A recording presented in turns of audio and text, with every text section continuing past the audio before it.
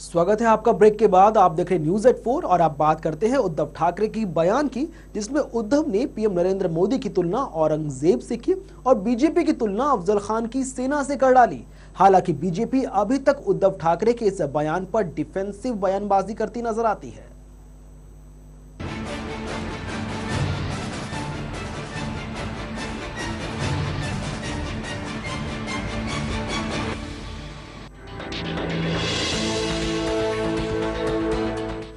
विधानसभा चुनाव के लिए रास्ते अलग होने के बाद शिवसेना अपनी पुरानी सहयोगी बीजेपी पर लगातार निशाना साध रही है।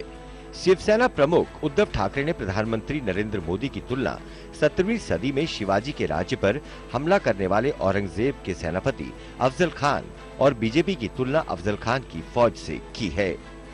शिवसेना प्रमुख उद्धव ठाकरे ने कहा कि महाराष्ट्र में प्रचार कर रहे मोदी के मंत्री अफजल खान की फौज की तरह ही है, जो राज्य को तोड़ने आए हैं। बीजेपी ने इस बारे में अभी सिर्फ इतना ही कहा है, ये निराशा में दिया गया बयान है। शिवसेना अध्यक्ष उद्धव ठाकरे ने तुलाजापुर की एक रैली में बीजेपी की तुलना अफजल खान की फौज से की। उन्होंने सवाल किया कि नरेंद्र मोदी अब तक कहां थे। पहले वो आए और फिर उनका पूरी कैबिनेट प्रचार कर रहा है। वो विकास के नाम पर महाराष्ट्र के टुकड़े करने आए हैं। ठाकरे ने कहा, जो महाराष्ट्र को जमीन दोस्त करने आए हैं, मैं उन्हें जमीन दोस्त कर दूंगा।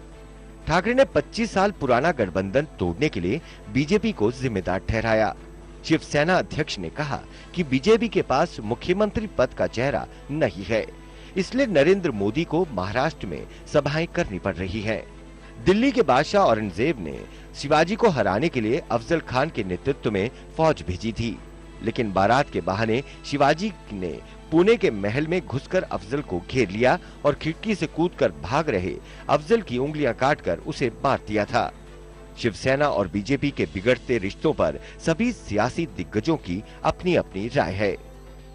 मेरा ख्याल है कि किसी हद तक उनका कहना सही है, क्योंकि जिस प्रकार से नरेंद्र मोदी सब काम छोड़कर महाराष्ट्र पर जो उनका अभियान चल रहा है, किसी तरह भी महाराष्ट्र को जीतने का, मैं समझता हूं कि कुछ न कुछ तो उनका मकसद है।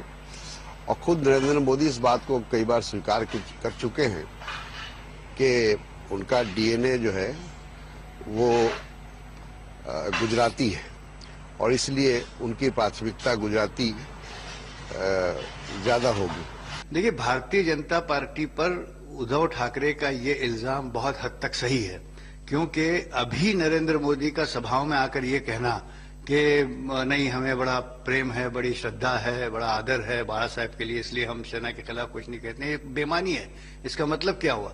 15 दिन पहले जब अलायंस की बात चल रही थी, उस वक्त नरेंद्र मोदी जी ने हस्तक्षेप क्यों नहीं किया इन भावों को लेकर, जिन भावों की बात आज कर रहे हैं आप? तो ये एक धोखे की बात है और उद्धव ने बिल्कुल सही कहा कि हमारे साथ धोखा हुआ है, हमें ऐन वक्त पर छोड़ दिया गया, इसलिए कि वो समझते हैं कि बहुत ताकतवर हो गए हैं, तो अब की जनता महाराष्ट्र की जो है वो उन्हें सबक सिखाएगी। मुझे लगता है कि वे इतने निराश हैं, उनको कोई प्रतिसाद नहीं मिल रहा और जिस प्रकार से प्राइम मिनिस्टर साहब को यहां पर प्रतिसाद मिल रहा है, उससे पूरी निराशा में वो गए हैं और इसलिए इस प्रकार की बातें वो कर रहे हैं, जिसका जवाब देना भी उचित नहीं है। हम तो सवाल पूछ सकते हैं कि क्या आप सत्ता में अफजल खान के साथ थे?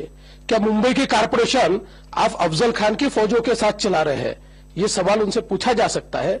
ये भी पूछा जा सकता है कि क्या आपके मंत्री केंद्र में अफजल खान के साथ है? ये भी सवाल उनसे पूछा जा सकता है, लेकिन हम ये सवाल नहीं पूछेंगे क्योंकि हम जानते हैं वो निराशा में बोल रहे हैं। हमने कहा ना कि इसमें ये विषय जो है वो हमारे लिए प्राथमिकता है, महाराष्ट्र को, हरियाणा को कांग्रेस और एनसीपी के कुशासन से मुक्त कराना, अराजकता से मुक्त कराना और सुशासन के स्वर्णिम युग की स्थापना करना। इसमें हम लगे हुए हैं। हम इस तरह के तू मैं और इस तरह के छोटे मुद्दों पे हम नहीं बोलना चाहते। उद्धव ने कहा, हमने लोकसभा में नरेंद्र मोदी को प्रधानमंत्री बनाने का सपना देखा था, ये सपना पूरा भी हुआ।